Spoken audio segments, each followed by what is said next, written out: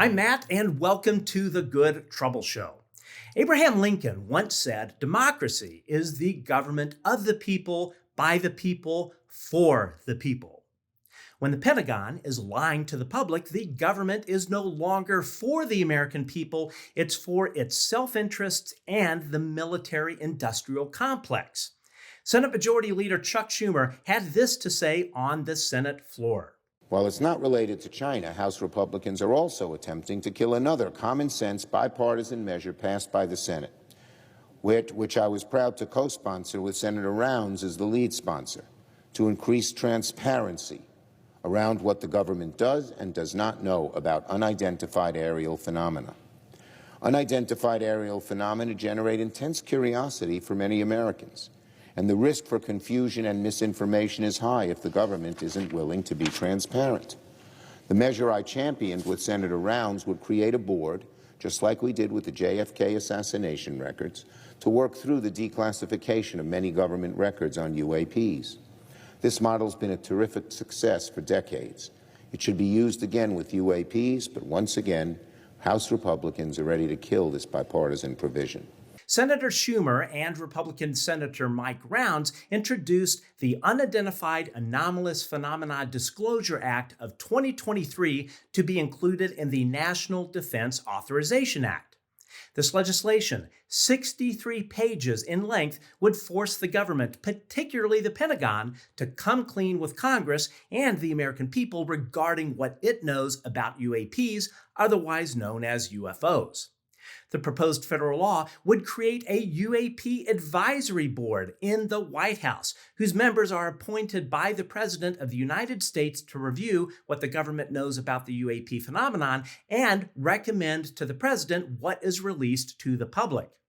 This legislation, which uses the phrase non-human intelligence over 20 times, passed the Senate with bipartisan support, but at this moment, it looks like those major provisions will be gutted by House Republicans, particularly by the chair of the House Permanent Select Committee on Intelligence, Republican Mike Turner. What I really find interesting about what I call the pro-alien caucus over here in the House, you would think that if this is that important of an issue to them, at least one member of the House who's advancing this cause would actually come up and substantively talk to me about this issue. No one has even raised it. Really, Mike? How about Republican Senator Mike Rounds, who sits on the Senate Armed Services and Senate Intel Committees? You know, who I would say you talk to about this issue is your former legislative military assistant, Morley Green. Seems Morley has done pretty well since leaving your office, working for BAE Systems, and is now Director of Legislative Affairs for defense contractor Lockheed Martin. So, how do democracy and the military-industrial complex figure into this? On November 28, 2023, I, along with journalists Christopher Sharp and Josh Boswell, broke a story in the Daily Mail detailing how a secretive group within the CIA, called the Office of Global Access, had been sending teams all over the world to recover crashed UAPs or UFOs and hiding this fact from Congress. Now, while we discovered the Office of Global Access often utilized the Pentagon's Joint Special Operations Command, they often delegated the recovery operations directly to private defense contractors like Lockheed Martin.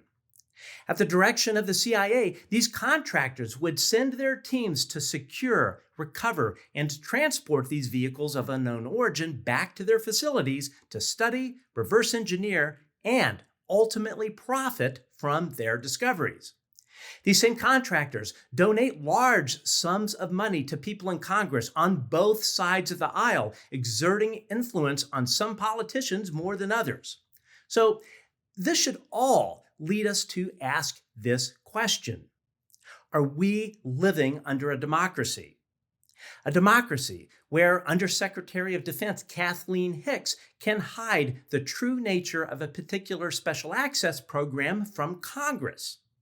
A democracy where the CIA hides a program from our lawmakers, hiring private contractors operating under non-official cover to conceal its illegal tracks. A democracy where a single corrupt congressman for no good reason other than doing the bidding of the defense industry, can block legislation that would force the Pentagon to be honest with the American people? The answer is clearly no, which should alarm anyone who cares about our American democracy.